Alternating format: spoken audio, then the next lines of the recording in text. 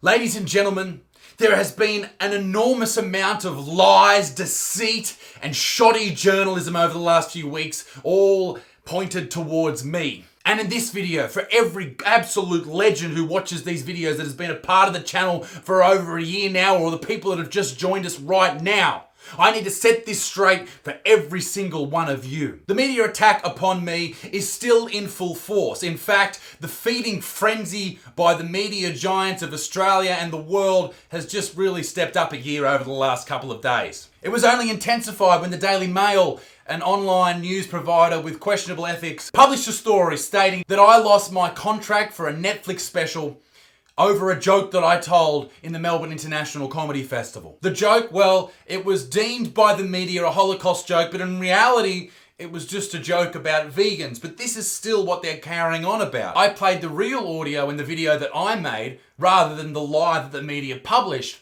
This still is going on. How? But the Daily Mail, that article didn't just stop there on their website. It went absolutely worldwide. The Times of Israel published it. The Jewish Journal published it. The Jewish Telegraph published it. Anti-fascist website published it. The American News published it. The New Zealand News. The Australian News. This was a global attack on poor little old bearded me. But here's the hilarious part. The writer for the Daily Mail, Brett Lakey, or Lackey, he couldn't have got it more fucking wrong. Here's what Brett wrote. A stand-up comedian has had his lucrative comedy special deal with Netflix come unstuck after it was deemed too offensive. He recently negotiated a deal with Netflix to air his comedy stand-up special, The Butterfield Effect, great name.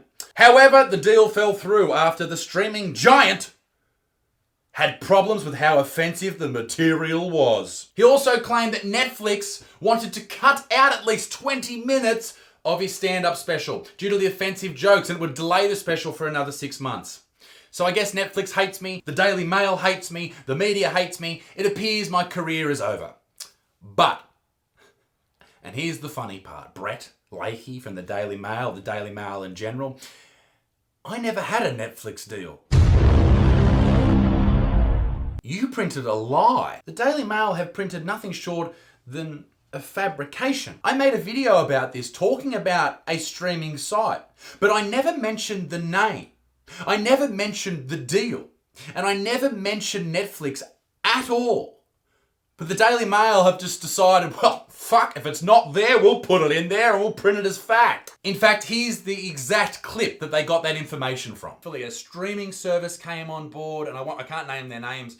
I can't name them for legal reasons, but they came on board. You are fake news. And this is why you cannot trust the media. Because this is one person's opinion. This Brett dude that wrote this article, that is his opinion. But for some reason, as soon as it is printed on a newspaper or a website or comes out on the news, people take it as gospel, as fact, and that is dangerous. That is what is spreading these ridiculous ideas across the country, and we don't know if they're right or wrong. How many people out there have time to research these things to find out if they're correct for themselves? Very few. Most people knock off work at 5 or 6 o'clock, they go home, smash a few beers and whatever, and they switch off. That's most people. And for them to trust the media, that is giving them a skewed view of the entire world. And I feel sorry for Netflix, because people have contacted me saying they're going to cancel their Netflix subscription. So to those people, don't cancel it, because Netflix have done nothing wrong by me at all. Thankfully, I am in the position where I have a bigger platform than the Daily Mail. But a lot of people are not, and they don't have the ability to set the record straight. Thankfully, I do. But I'd like to point this out for absolutely anyone watching this channel who thinks that maybe I'm not a good person. I would just like to just say, under oath perhaps, I don't know how that works, but under oath, that I have never and would never and do not judge people based on their skin colour, their religious beliefs, any ideologies, any gender, any sexual preference. That does not worry me in the slightest when I see a person. When I meet someone, I wait for social cues and I work out if I like them or not. If they're not a piece of shit to me, I won't be a piece of shit to them. And maybe that's what the media should start treating the people like. More like friends and not just these people that they abuse for ad revenue. Oh, and by the way, just As everyone's been asking, my stand-up will never change. No joke is off limit, nothing. Absolutely nothing. Anything can be attacked because it comes from a good place. It doesn't come from a place of hate. It comes out of me trying to make people laugh, elicit a response. That's all I'm trying to do. And just as a side note, if you do want to see a special, it is available on my website right bloody now, ladies and gentlemen. And if you want to see what it's like to be a part of my crowd, then why don't you check out how I deal with crowd members? Yes, what's your name, big fella? Yes. Bailey, big bad Bailey. Mate, let me tell you this. How hard is it to get through? How old are you, firstly? 16. 16, so you're still at school? Yes. You had to think about it? That's terrifying. What do I do every day? Oh, yeah, school. How hard is it to get through the school day? Now let me ask the rest of the question, cockhead.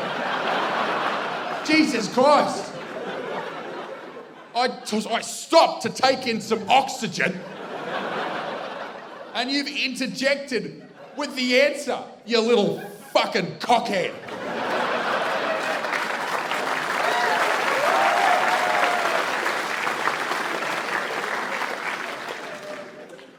Never thought I'd get a round of applause for abusing a child.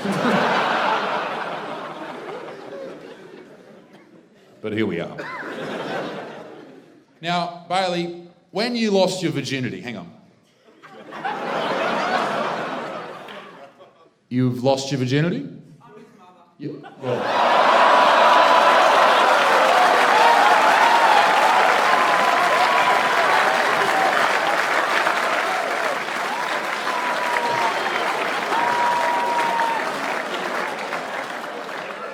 Now, I asked if there was any Tasmanians in the crowd and you didn't say shit. Fucking on to you.